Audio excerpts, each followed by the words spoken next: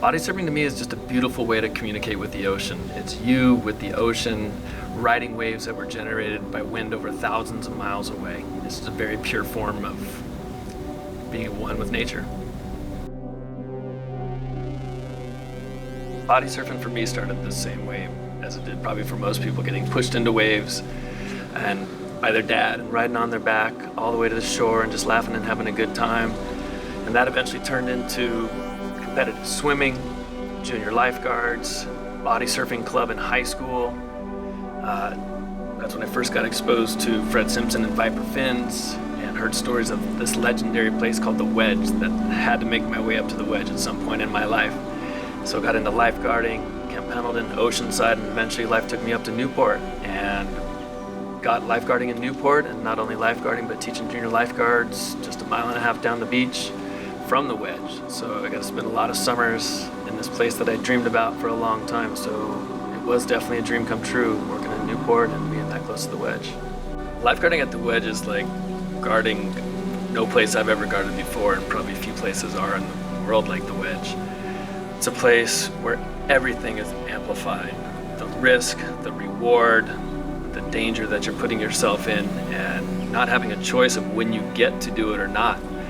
When things go wrong, and they're gonna go wrong, everything has to get laid out on the line, and you gotta put yourself out there or else somebody is gonna lose their life.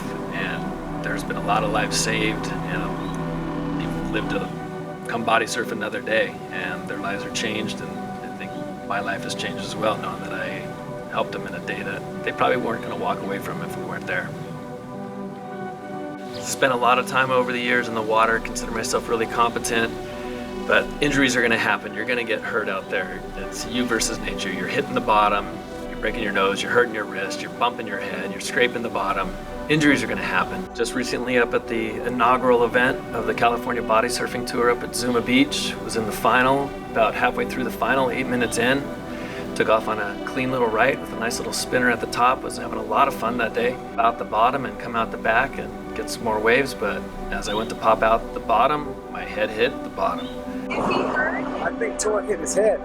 He did? It kind of folded in half a little bit from my shoulders up, and it sent a shock down my spine, down my arm, and I knew I'd hit, and I'd hit hard enough to potentially be a big problem.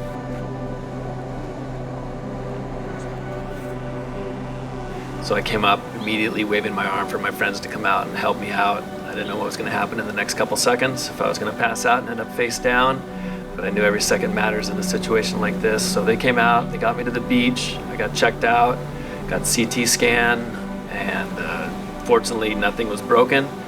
But a couple months of physical therapy, acupuncture, traction, massage, back in the water, feeling really good and getting ready for a trip to Indonesia to find that dream wave.